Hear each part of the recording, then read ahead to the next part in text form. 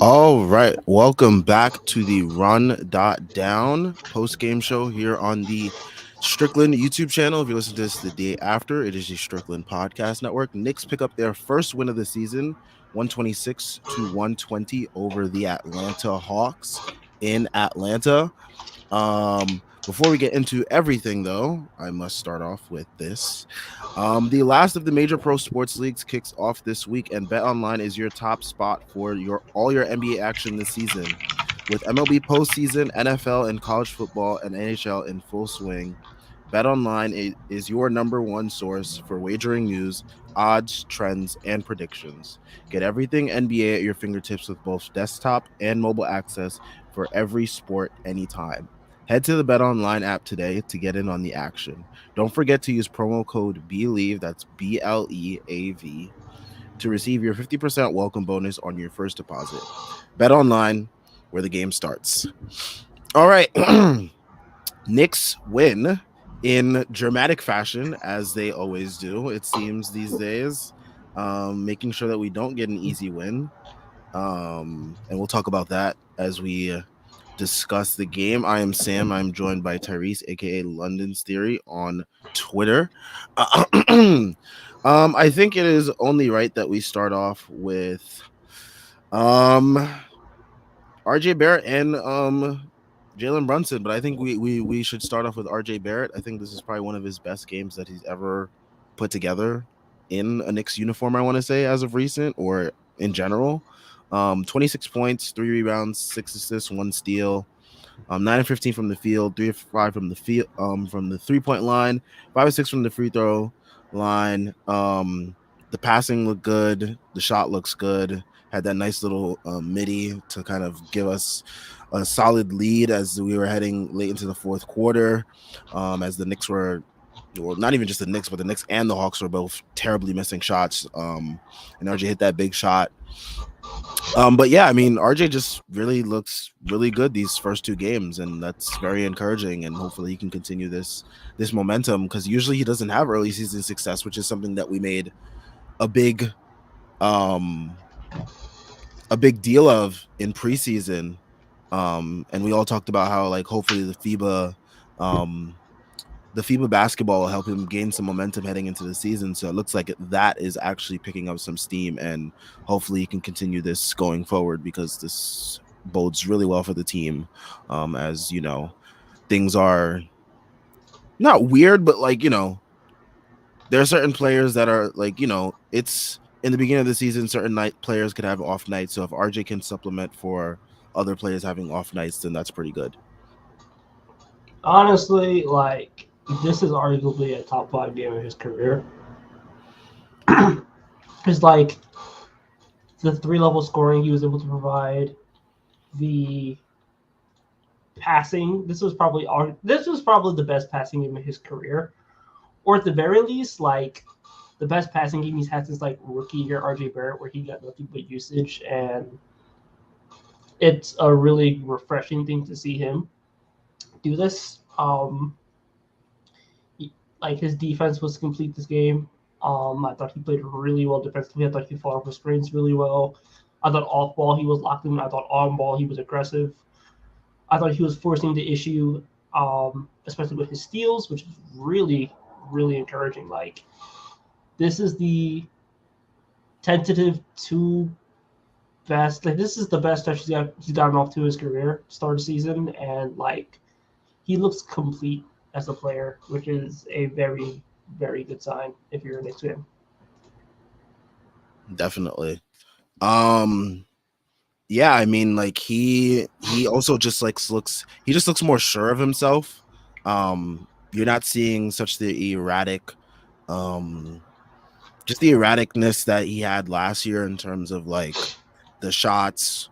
And maybe it's because the shots are falling. I know a big thing for him is, like, when the shots aren't falling, that's when you can really see him get into his own head, and his play declines. So hopefully, like, he continues to play well, because I think if he's playing well, then it's just going to continue, and he's not going to continue to showcase those bad habits. We can jump right into one Jalen Brunson, who had a bad game last game, but has definitely picked it up this game.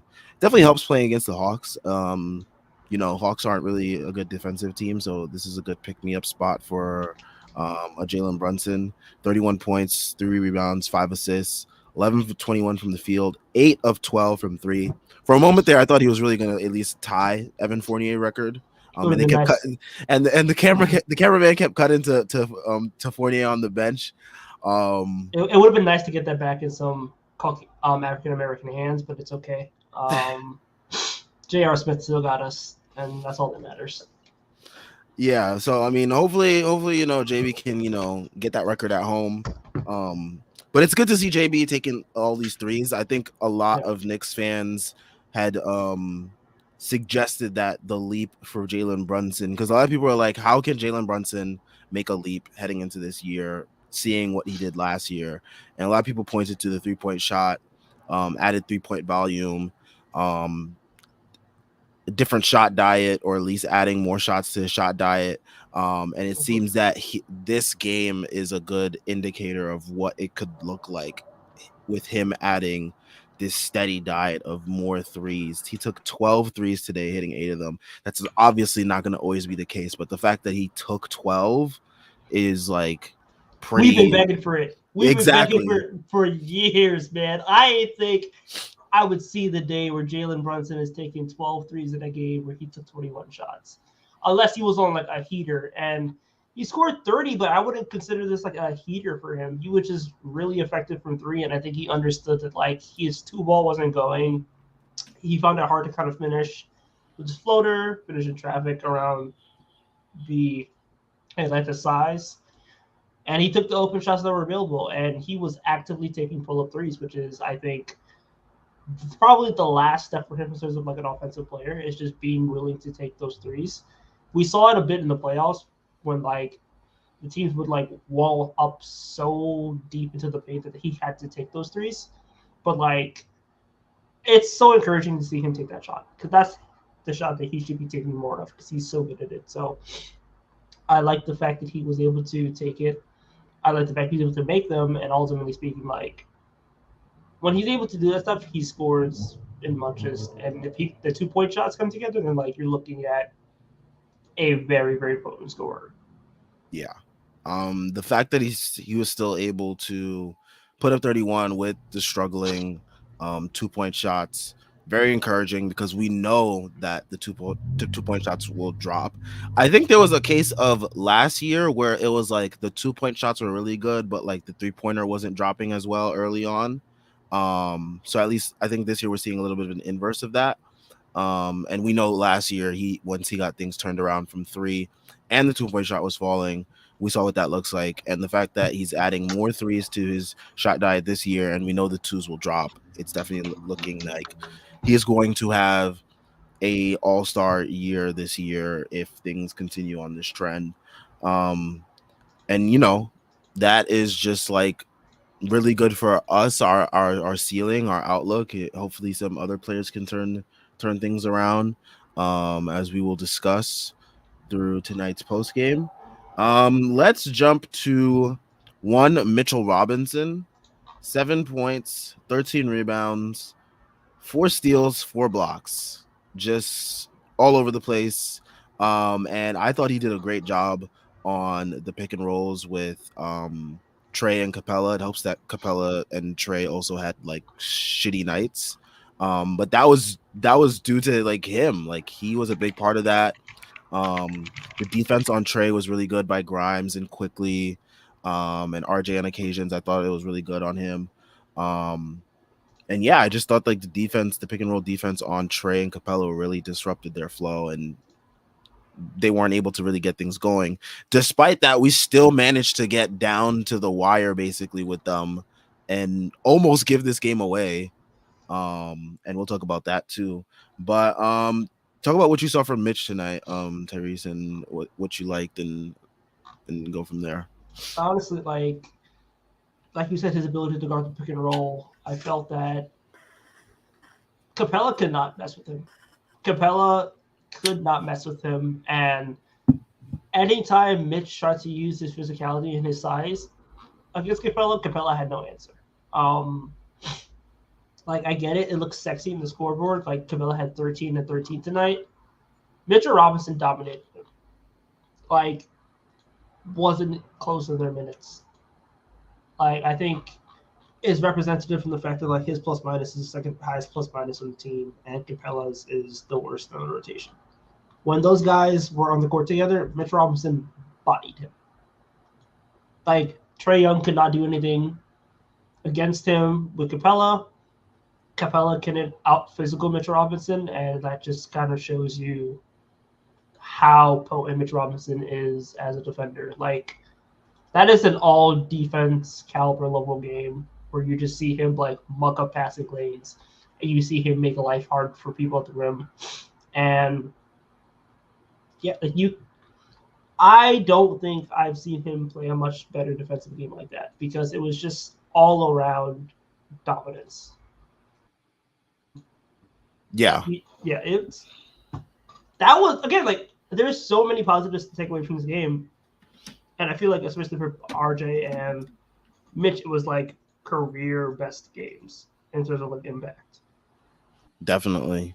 And that's the type of stuff that you're expecting to see in year 5 for RJ, year 6 for Mitch. 6. So, definitely these guys are still not even hitting the prime of their careers yet.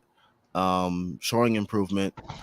And people that complain about like, Knicks not developing young talent, you just got to look at, what's in front of you in these games, and we'll see how things go. We have game tomorrow against the Pelicans. It's a good test versus Zion Williamson. He's healthy to start the year. I can't remember when's the last time we faced a healthy Zion Williamson. But it'll be interesting to see. Year 2, I think. Wow. But yeah, it's gonna be interesting to see how this team approaches guarding Zion and the Pelicans tomorrow. And we'll talk about that more as we discuss things later in this show. Do we want to jump to your boy Skechers Man, or do we want to jump to White Dante? We can talk about Sketcher Man. Overall, he played a good game. Like it was solid. Like, first half was a bit rough. Second half was better. Like Tale of two halves. Yeah, like JL said, like 17 and 62 shooting. He only took 10 shots because he was doing more as a distributor, breaking down the defense, creating open shots. Like if you're gonna struggle to score, I would like for him to make that change. And it just kind of feels like we're having a rough time finishing more than anything. So I think that's a more positive takeaway than us not being able to score from the 3, but score from within the 2. So like, I know he's gonna hit 2-point shots. So I'm not really too worried about it. Like I'm just glad he's able to shoot his 3s and shoot them effectively right now. Speaking of 3s, this team was on a heater. I mean, even the first game, I think what did we shoot, like 47% or something like that from 3 in the first game versus Boston. It was around 40 something percent. I remember Breen mentioning on the broadcast. And then today, going into the third quarter, we hit like 18 threes or whatever it was. We finished the game still 45% from 3. It's pretty damn good. 20 of 44. Obviously we saw last year this team was not a good 3-point shooting team, and in preseason I asked on stream, I was like, do we think the Knicks will be better at 3-point shooting? So far they have been, but how much of this is sustainable? Even on a night like tonight, like we go 20 and 44, but Quick goes 1 of 9. That's obviously not going to happen all the time. There's games obviously where Grimes goes on a heater. There's games where Randall goes on a heater. Brunson's obviously not always going to go 8 of 12. But, it's just interesting. What do you think this team's 3-point shooting looks like over the course of a year? I know it's still really early in the season, but. I mean, I think this team is a good 3-point shooting team. I think the problem last year was that you had RJ taking 3s, missing them. You had Obi Toppin, who wasn't really that good of a shooter taking 3s. I think replacing Obi's minutes with Dante gives you a way better shooting. I think in general, if RJ could shoot the three well, then like who's the weak shooter in the rotation? Josh Hart. That's it. essentially. Yeah, like Because and mainly because he doesn't take threes. he doesn't need to. So like, if that's just what Josh Hart, if Josh Hart is the weakest shooter in your rotation, you have a very good rotation of shooters. I've never understood the idea that the Knicks don't have shooters. The Knicks have shooters. The problem is their really good shooters don't shoot threes as much as they should. Like if Jalen Brunson is taking the threes that Jalen Brunson should be taking, um, they're a good shooting team. And if RJ Barrett can be a neutral shooter, and so far he's been a good shooter, then they have fine shooting. And the shot definitely looks somewhat improved. I know that was a big talking point over the offseason in terms of like the videos and whatnot, but it genuinely looks better. It looks smoother. Um, and he's shooting it with confidence, which is the most important thing. Um, but yeah. All right, let's jump to one of the people that helped us with this scalding 3-point night. Dante DiVincenzo, 16 points off the bench, 6 of 10 from the field, 3 of 5 from 3-point range. Man, were his misses loud tonight though. The missed layups, like, The woof. missed layups were filthy, bro. Like, and I they were don't. all great looks too. That's the problem. But He like, messed up this one RJ dime that like would have been so like nice because like he was like cutting back door or something and RJ found him and like he just absolutely smoked it. yep, it was. Man, watching him finish is going to be an adventure this season. But watching him shoot, like, I'll take it. Yeah, I mean like the payoff is there, but like man, it's gonna be so rough. Like I feel like there's gonna be some momentum shifting like miss layups this year. Um But yeah, he needs to be just like straight doing layup lines in practice. Like I don't need to see any clips of Dante doing anything else in practice, but layup lines, pre-game shoot around, layup lines. I just need to see him doing layup lines. That's it. Like don't need to see him do anything else. Just straight layups. I mean, I don't blame you, dude. Like, it was a rough for a little bit Bro, there. we paying you $50 million. You got to make layups, man. Like, come on. Like you can't be looking like me out there on the court shooting layups. Like, it's Alec Burks with a little bit of a reskin. Like, Oh my god. sauciest threes imaginable, deep threes, but them layups are gonna kill you. But I mean, if he shoots like that, then you know what? Good, good to see. Yeah. Um, we can touch on Quigley, 11.6 rebounds, 6 assists, 1 steal, 4-14 from the field. Rough shooting night, 1 of 9, but he did all the other things pretty well. Played some good defense on Trae Young as well. Absolutely smoked my parlay tonight. Thank you so much, Emmanuel. Quickly, the one time he actually smoked my parlay. Um, but yeah, I mean, pretty okay game. I mean, it's not the end of the world. I mean, the rest of the team was able to supplement for it. He had a really good game last time. So we'll see how he plays against tomorrow against the Pelicans tomorrow. But yeah, let's see. Um, yeah, okay, let's talk about the ending of this game now. This ending of this game gave me the wickedest flashbacks to Dallas last year. Um, I really am nervous about this team at the end of games still. In close games. Um, yeah, I'm just gonna always be nervous. I mean, the Knicks have always been a team that you're always nervous about at the end of games, but like now, like these last 2 years, like they've really shown, like okay, like there are moments where this team can absolutely like really lose a game where you thought like there was without a shadow of a doubt that you were gonna win. The Bulls game last year, the Mavericks game of this last year, this game almost ended up being the same thing. Like I don't know. I mean, like this team is really bad against traps, and Ariel had pointed out on Twitter. He was like, it's astounding that the Knicks don't have quickly out there in these situations because, like, I feel like he is good against that. But yeah, I mean, your thoughts on the end of the game? I mean, what thoughts do you want me to have, bro? It sucked. Like that was fear inducing for whatever reason. Um, yeah, we are just horrendous at execution. Um, I don't have any thoughts outside of that, man. Like it was just the back-to-back turnovers made no sense. Like the leak out from DeAndre Hunter to get that quick two in a close game, and then combine the fact with the Hawks making some like really tough buckets to keep it close until the Knicks kind of pulled away at the end. Like I'm shocked we pulled it out because like we should have pulled it out Wednesday too, and it kind of felt like losing here, losing two games you really feel like you should have won would have been rough. So it was good to see them pull it out, but it's never going to be easy, and we should kind of just like accept that. Yeah, unfortunately. But I don't want to accept that, so there's that. Um Quick reminder as we head into comments, we do have super chats. So if you would like to support us that way, that is one way you definitely can support us. All right, let me jump into comments here and let's see what we got going on.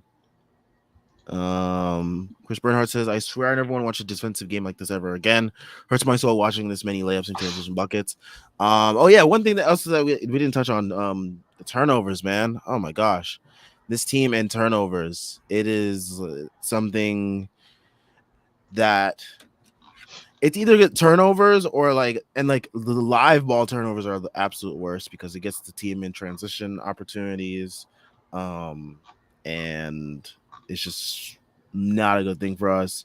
Tonight it wasn't free throws. We were, I would say, okay with free throws, 20 of 28. Like that's better than 50%. So like I'll take that. That's a steady improvement from the last game, but it seems like it's always going to either be free throws or turnovers with us. But also, yeah, defensively, I think we said this in preseason. I don't think that we think that this team is going to be like a team that's going to be locked down all night. Like this team is going to have defensive moments. Like they're going to have moments like tonight, like stopping like the Trey and Capella connection, like moments like that I think we'll have, but like I don't think we're ever gonna like completely stop a team from like going off. Like you had Bogdanovich tonight hitting threes, which he always does against us, and I hate it. Um you had you had Griffin hit some threes. He came in for 8 minutes and hit two threes just like that. DeJounte Murray, um he played okay. Trae Young absolutely did not shoot well. DeAndre Hunter killed us. So it's like, this team isn't going to lock anybody down, I don't think, but like they're going to have moments. I mean, they play really good defense in the playoffs, so like it'll be fine, I think. But for the regular season, yeah, I said it earlier. I'm like, this is probably be a bottom third defensive team, and that's just because like we aren't. I feel like we don't play our good defenders as much as we should, and we play a lot of bad defenders really high minutes. So you're kind of building a defense around Brunson and Randall. It's kind of going to be bad by default. Yeah, I mean, the team is going to end up in a lot of shootouts. I think we saw ourselves in a lot of shootouts last year too. So like that's just going to be the name of the game with this team. Like just offensively, you're just going to have to overpower teams. And hopefully the Knicks are up for the task for that this year. So, I and they think they should are. be. Like this offense is going to score at will. I'm not worried about this team scoring in the slightest. I don't think anybody should be either. Yeah. Um.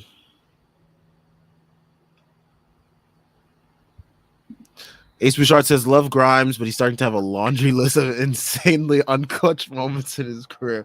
Bro, I swear, was it him that DeRozan hit the shot over that hit the N1? Yeah, it was. Oh my gosh. And like it was him that like didn't grab the rebound in the Dallas game. Mm-hmm. It's not looking good for him, man. Not looking good for him.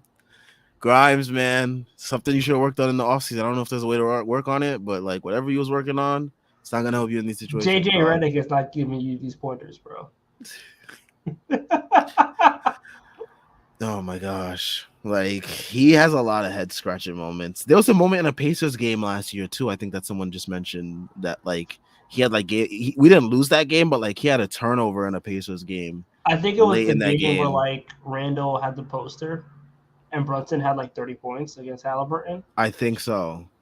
And he like it might have been like some kind of like, oh yeah, he like tried to dribble and then threw it out of bounds.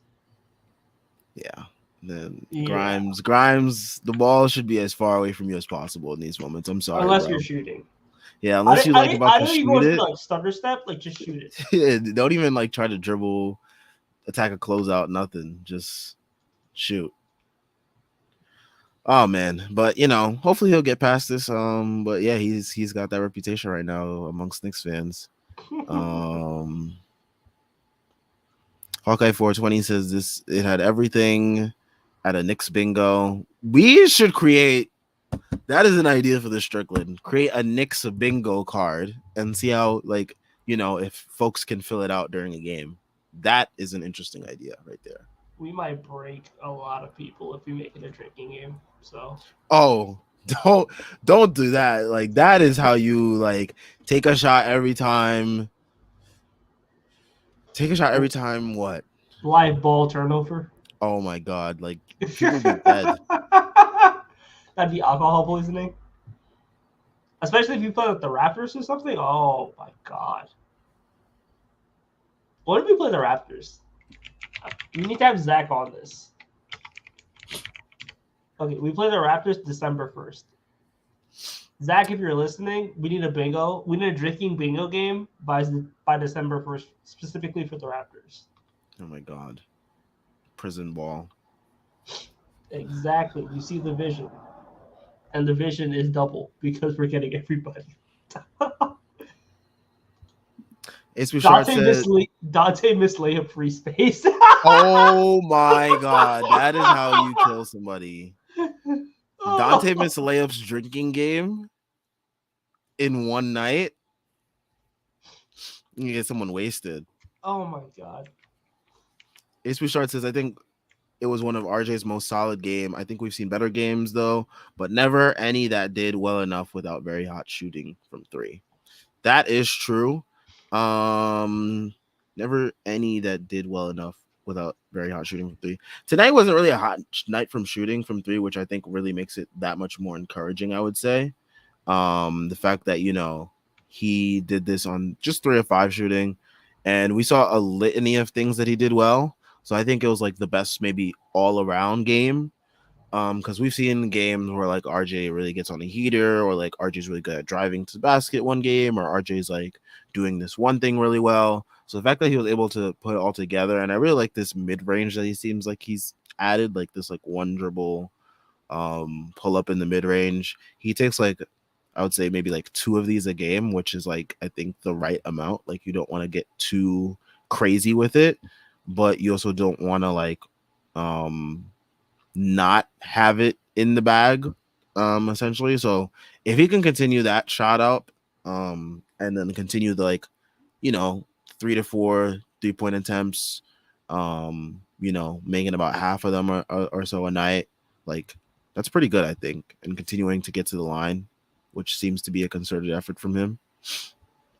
Like honestly, yeah, he would 4-6 at the rim, 1 to 3 in the mid, 2 to 4 on the mid range, and then like he hit his threes. That's what you want to see from our. That's a pretty good diet of shots right there. Yep. Like that's the right amount of every type of shot you want him taking. And then like he was money in the second half. Like he took 1, 2, 3, 4, 5, 6, 7 shots, and he made 5 of them. Like that's the stuff you want to see. And this is the type of efficient like shooting that I think Schwinn was talking about, like, you know, cutting out some of those really bad shots that he takes sometimes, which kind of like make his shooting percentage look worse than it actually is. And turning them into drives and kickouts. Yeah. and that's what he did today, and that's really encouraging. You're hoping that he can continue this.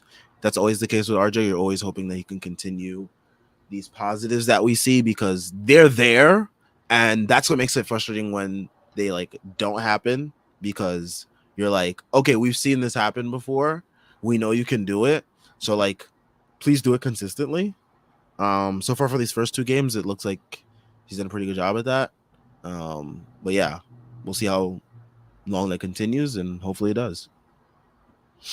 I would just like to see him like be able to take like even a slight shot creation leap, especially if he could just like get to a mid range shot like 17 feet away. Like that'd be so good for him because it gets him counters. I feel like he doesn't have counters as a player right now, and these games are showing them like showing counters.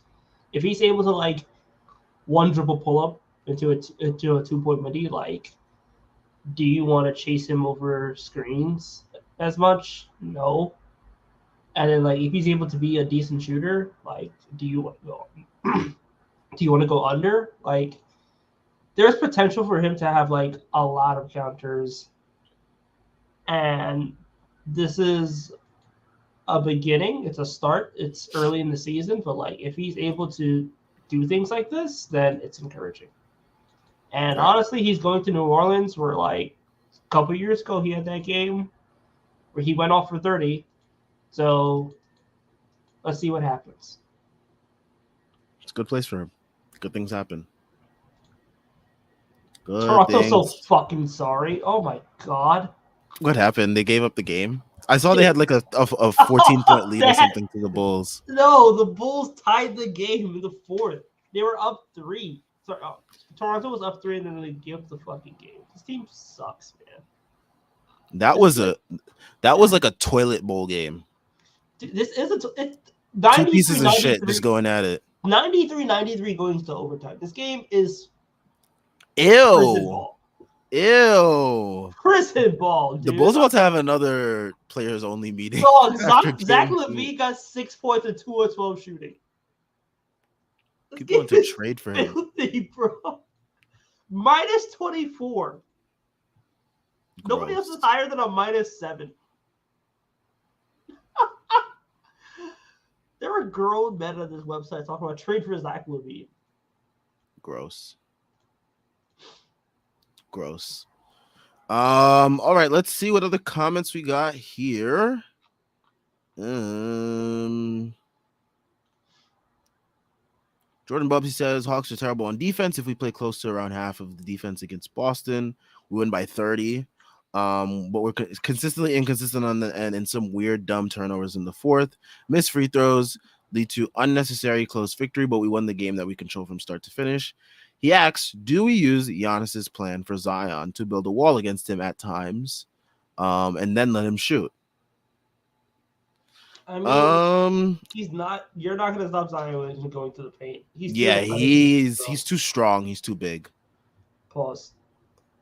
Yes. But also like,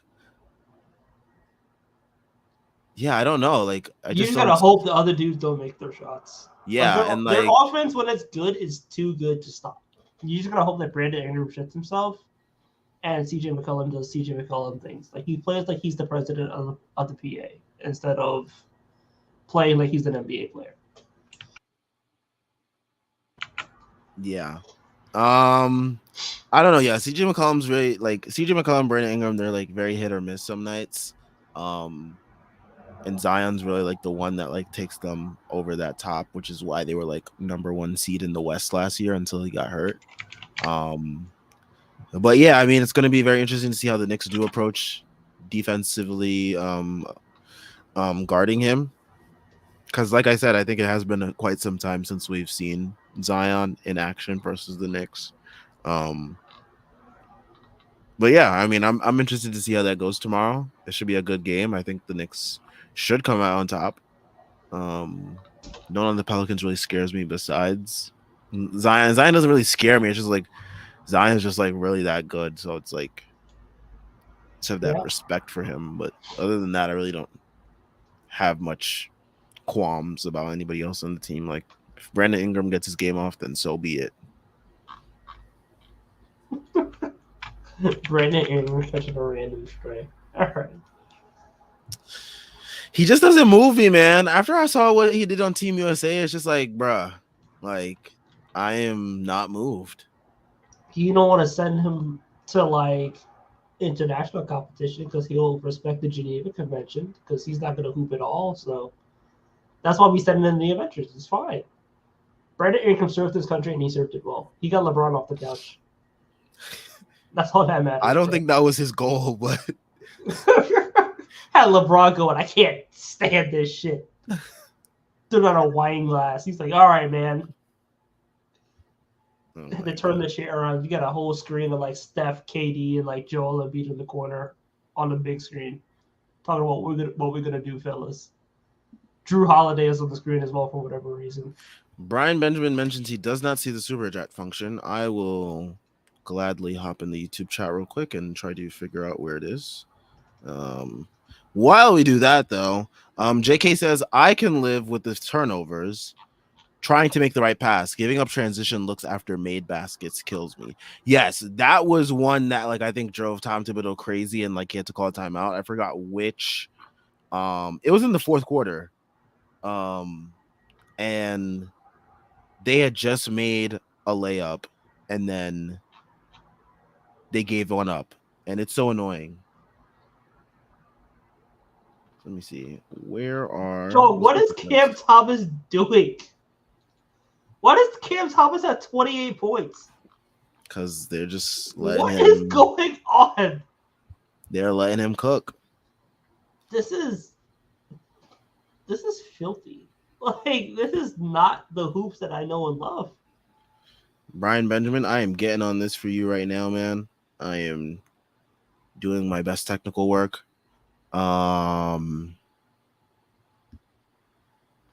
Clyde Frazier says, how do you guys remember all these bad moments? I banished those memories away with dentist visits and middle school dances. As a Knicks fan, you kind of, and especially since we've been doing this stream, it's like kind of ingrained in our memories to remember all this stuff because like we kind of have to. So yeah, that's why we remember all these things. Fact, what else am I gonna do with my time, bro? Be happy? Oh my god. Not about to watch these games, but I can remember everything. I be killing it in trivia. Undefeated. All right. Let's see. BX Boy 71 says RJ's footwork and finishes off the glass have improved a lot. Yeah, he is definitely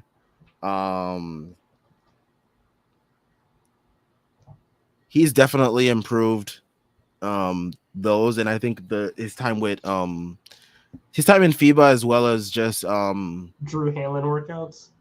Surprisingly, Drew Hanlon workouts. Drew Hanlon is not an embezzler anymore. He actually might be earning his money. Yeah, he might be legit. He's not DJ Drew Hanlon anymore. Oh my god. The Empire State Building is not for sale, but RJ Barrett's footwork is. Oh my god. All right, let's see. What else can we talk about here from this game? Because this was, not the ass. I mean, yeah, like, okay, yeah, let's talk about that. I mean, like, a lot of people, I've seen a whole bunch of people, they talk about like where the Knicks rank in terms of the East. And I love these games, like, because like one thing that people thought about the Knicks, I guess, or some people thought about the Knicks was like, okay, the Knicks kind of overachieved last year. They won all these games that they shouldn't have based on like, this grit factor and whatnot, and just like being able to overcome things. I think that's just naturally ingrained in like the DNA of these players, like guys like Josh Hart, Isaiah Hartenstein. The players that we have, they're just like naturally go-getters, and they're going to like make those extra plays that like get us these extra possessions and stuff like that, and those are what help us win these games. So like yeah, I mean, when people say that the Knicks overachieved and like they're not going to do it again, I'm just like, okay, let's see about that. Like when we play against these teams, like we played against Boston last game. I know Boston's still figuring things out. They don't got the most depth in the world and whatnot, but like, you know, I we still put up a good enough fight against them. Where we almost won despite our two best players playing like absolute garbage. Um, and then here we are against a team that, people seem to be relatively not high on the Hawks, but like some people think that they'll be. For what reason? Like, what has Some people, convinced this team? What has I don't know, convinced maybe people? trading John Collins got people drinking some I'm Hawks sorry, Kool-Aid. but this team is ass. Like, great, they have a bunch of wings who are guys who are like 6'7" and above, but like, I don't care about them. I don't care about DeAndre Hunter. Like, he had a good game tonight, but like, really down the stretch, DeAndre Hunter is going to be a go-to guy for you? No. Trae Young, can he play better than that? Absolutely, but like 12 assists to 6 turnovers. That's a pretty typical Trae Young night, bro. Like DeJounte Murray, 18.17 shots. That's DeJounte Murray to a T. Like this team is so weird because they have a bunch of guys who could shoot. Like they feel like a modern NBA team, but their problem is just like they're so underwhelming. Because I think they just look at like, oh, wing size, and that's it. And you look at the Knicks, who don't have wing size, but they're able to do a bunch of different things, and they're more dynamic. Like, this is why I didn't care about the whole, like, the Knicks don't have a backup power forward. What are we going to do? It's like, yeah, but they got a bunch of, like, guard-sized wings who could do a bunch of different things. Like, Josh Hart is 6'5", and he's one of the best rebounding guards in the league. You look at someone like Dante DiVincenzo, he's breaking up passing lanes, and he's effective in that role. Like, it's a lot more to basketball than just being tall. And I think you were able to see it tonight because, like, the Hawks have 6'8" DeAndre Hunter, 6'7" Sadiq Bey. They got 6'7" Bogdan Bogdanovic, 6'9" Jalen Johnson.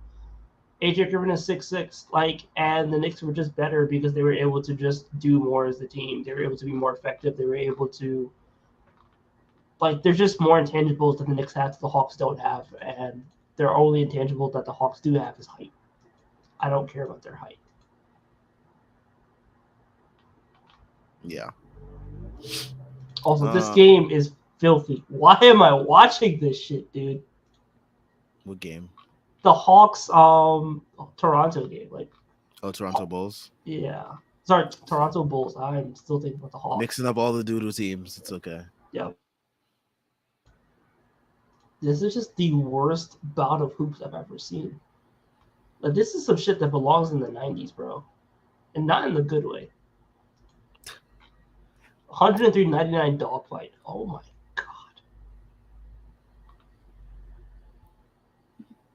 Jordan Bub says, well, now it's on to Nola for the second half of a back-to-back. Do you think Knicks win this game? Why or why not? And what would be the matchup to watch for on Saturday? I think it's probably going to be Randall and Zion, right? Yeah. I think that's the matchup to watch because you want to see how Randall handles that matchup. I mean, both two big, strong guys going at it. Pause. Come on, man. We're talking basketball. Jeez. That's filthy, bro. All right. Are they not two strong guys going at it tomorrow? All right. That's what you like. Cool. Right. Anyways, two guys. You know what? Never mind. Just say two basketball players matching up against each other. You was going big, strong guys. You slowed it down too. All right, man. Can't even talk basketball anymore. Can't even talk basketball anymore. Anyways, you got Julius versus Zion tomorrow. Two basketball players who are really strong who will be going at it.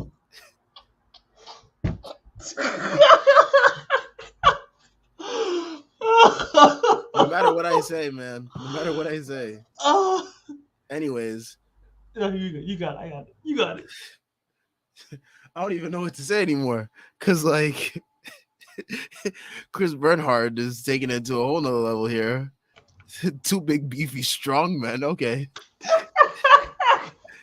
All right. Anyways, I do think that Zion versus RJ is not RJ. Zion versus Randall is the matchup to watch, just because we're gonna see how Randall handles that matchup. Um, I don't know if the Knicks employ some type of wall versus Zion, or they just let Randall handle him one on one. But yeah, I don't know.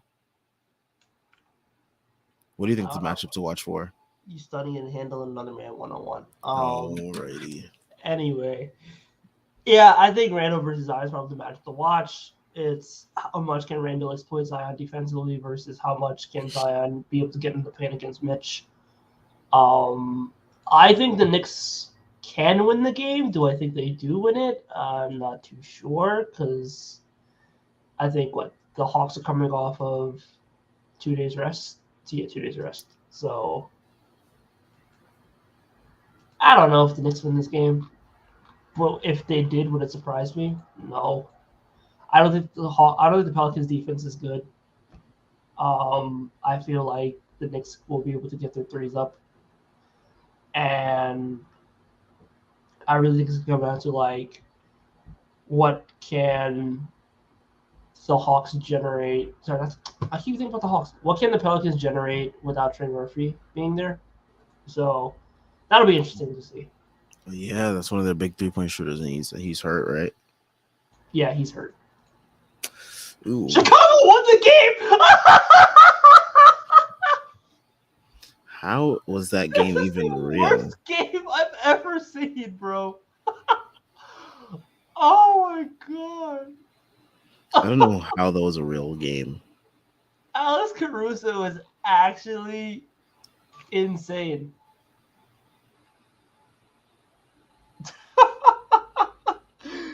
So Caruso strips them, and then he hits a three and he wins the game for them.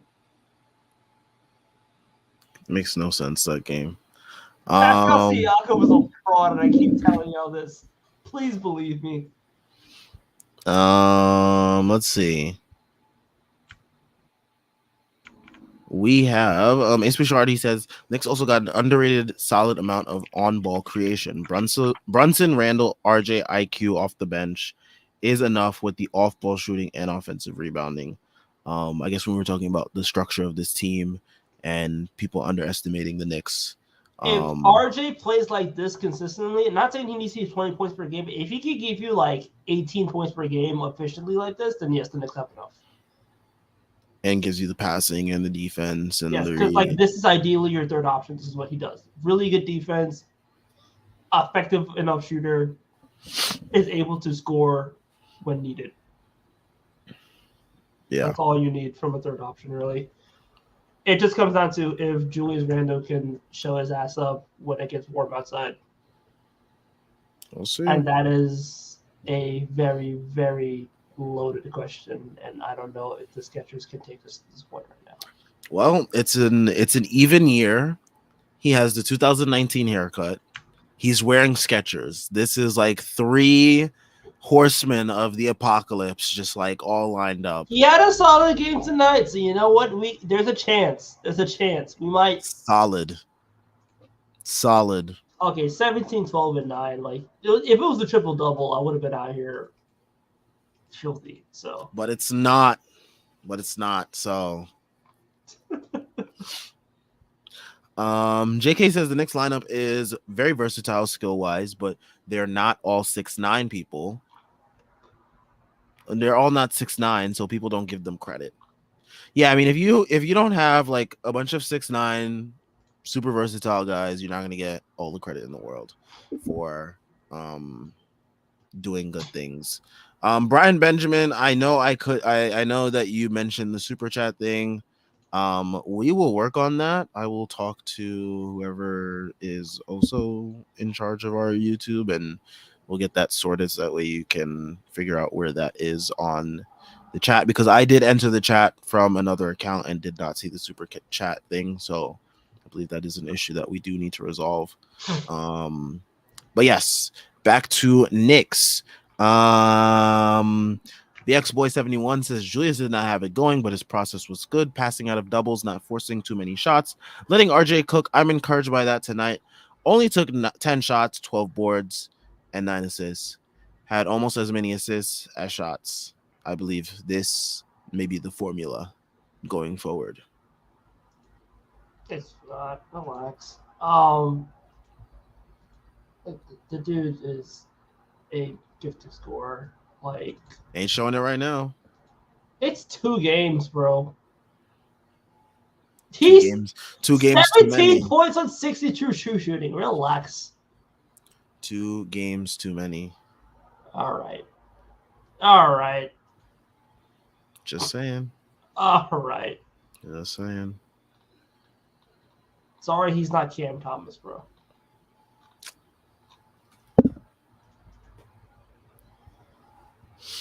What's Cam Thomas averaging on the year? Like, what the hell? Dog, he's put up 30 twice.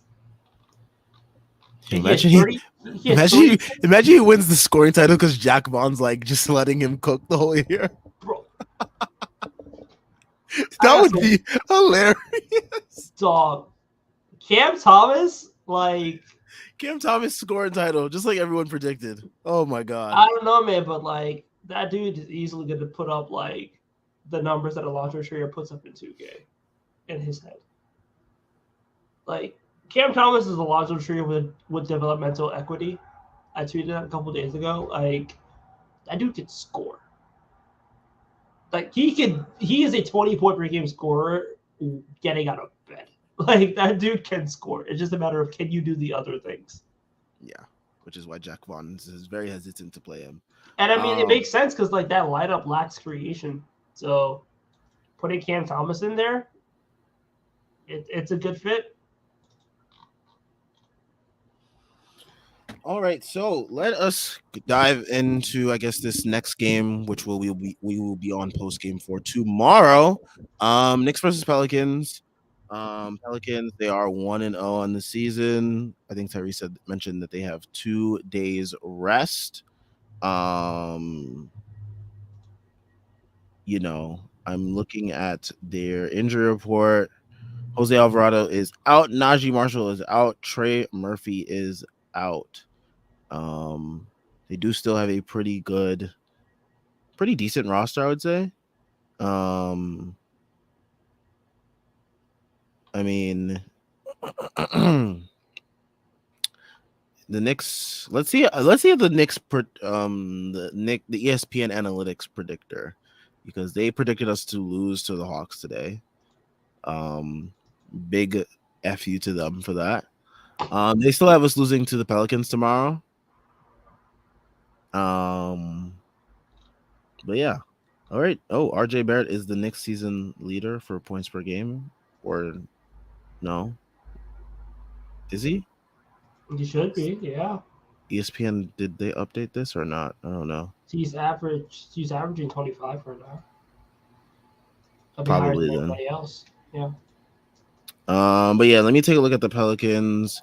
Who's on their roster? Did they make any like significant moves over the summer? Like anyone like really that we should? I mean, they drafted Jordan Hawkins. I mean, that is a good shooter. I doubt he even plays. Well, he might, because they're missing like Najee Marshall, Trey Murphy. I don't even think he played on Wednesday, and like they could have used him. Let me check. They got Cody Zeller. He played 9 minutes, I think, last game. Okay, I mean, like he hit a 3. Yeah, I think for the most part, they're probably just gonna run. You know what? Versus the Knicks, this is like the perfect spot. Like this is what teams love to do, man. They love to just fuck with the Knicks. Like they definitely throw him in there for like more than 9 minutes this game, and watch him like put up like 4 threes and like a quick like 2 minutes or something. Like it's gonna be some BS. I know it. I just know it. You are a traumatized individual, but I understand. Bruh, did you not just see what happened tonight, bro? We almost lost in Dallas Maverick style. Like, bro, anything is possible with this team, bro. You gotta stop saying Dallas Maverick style, bro. I get agita. I can't do it, bro. I can't do it. Bro, I wasn't even on post game for that night, and I still am trying. I have to watch that. I So, dude, the post game for that was the most depressing thing I've ever had to do. I had to be like, yeah, like positives, and it's just me and Jeff were just like, yeah, this game sucks. I have no positives. But yeah, I mean, like Jordan Hawkins, he's a perfect candidate to go off against us.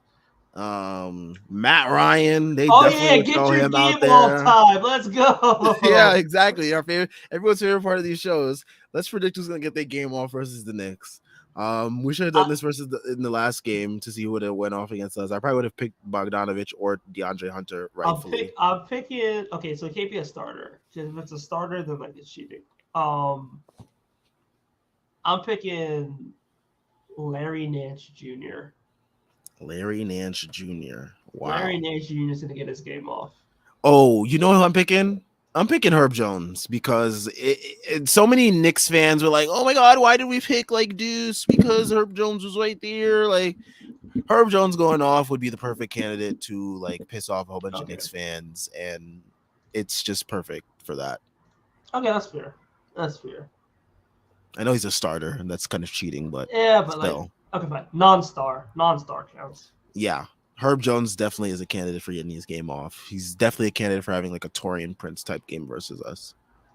Dude, if Herb Jones is a Torian Prince game, bro, I'm going dark. I can't. I can't fathom Herb Jones going on for like 30. Oh, that'd be filthy. Oh man. Oh, Jonas Valanciunas getting like 5 threes off. Please don't. Oh my God. That's another perfect candidate because like senders that stretch the floor versus the Knicks. I mean, look at what Porzingis did game one. And he's not even like a floor stretching center. He just like Shoots threes occasionally. but I can absolutely see him like taking two and both of them go in, and then now he's like, oh, I'm gonna start chucking Free money glitch. He's like, I hit the over. Let me start going crazy. Hawkeye 420, Trey Murphy is not available for this game. He would have been the easiest candidate for this for this option. Oh yeah, absolutely. But yeah. All right. I mean, I think we covered most of this game. Oh wait, no, we didn't. There was some lineup stuff today that was very different than the Boston game. That I don't know who was tweeting on the Strickland account, but they definitely pointed it out. It was more so in the first half. The second half, we didn't see a lot of it. But the first half, Dibs was definitely trying his hand with different lineups. Yeah, There was a lineup. There Brunson, was a IQ, and DiVincenzo together. Yeah, and he also had Hart in there with them for some moments.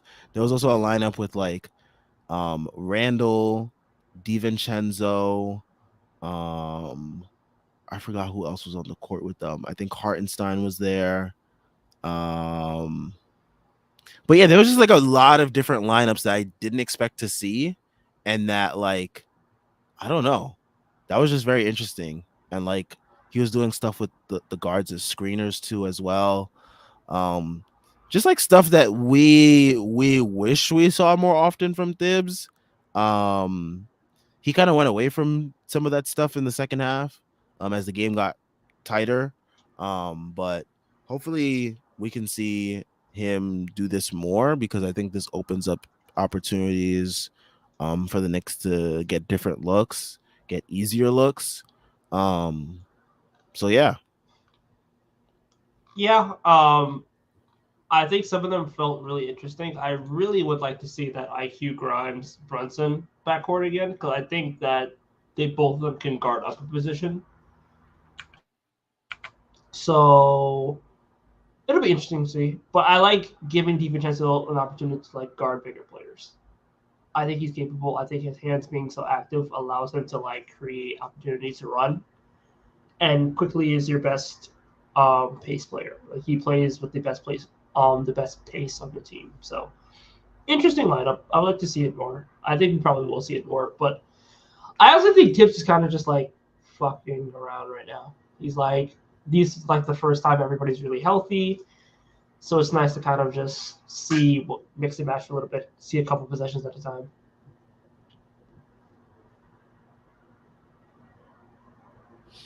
Yeah. Ace Broussard also mentions that he likes Tibbs separating Julius and RJ a decent amount. I definitely think that definitely helps both of them in this case because I think something that we've noticed over the years is like they play too many of their minutes probably together. And it probably helps to get them separate just so that way they can each have an opportunity to like run their own unit, I guess you can say.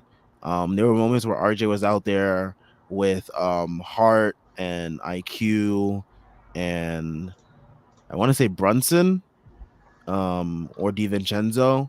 But like there were definitely lineups where RJ was with the bench and there were some moments where Julius was with the bench.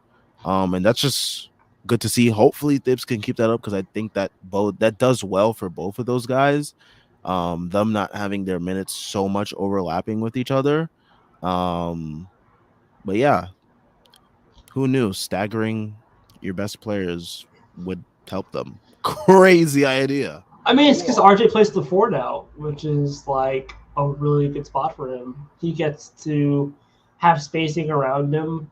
He gets to do stuff as a screener, as a low man, as a roll man. Like, this is what RJ Barrett is realistically. He's a 3-4. If he's able to shoot, he's able to play more dynamically, especially as a 4. He's a 4. Yeah.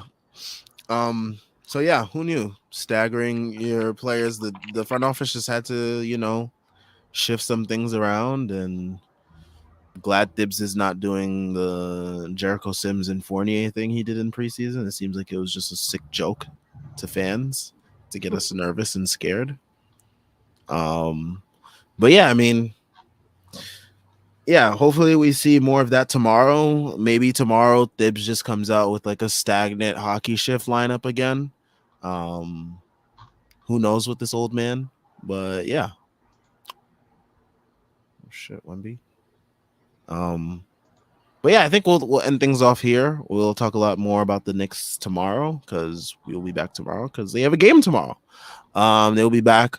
They'll be on the road versus the Pelicans. So we will catch you guys all then. We will try to figure out this super chat situation so that you guys can get that going.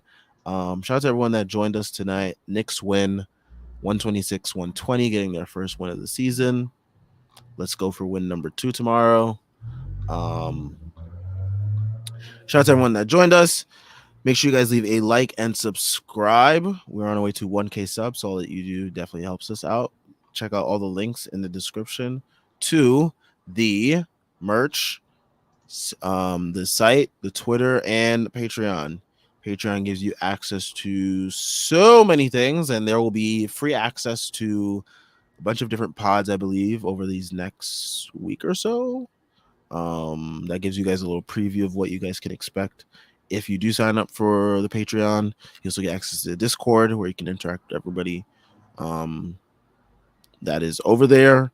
You also get access to also different pieces, exclusive pieces of writing from, I want to say, Matthew Miranda and others. So definitely check that all out in the links below. We will catch you guys tomorrow after the Knicks hopefully defeat the Pelicans. But yeah, peace.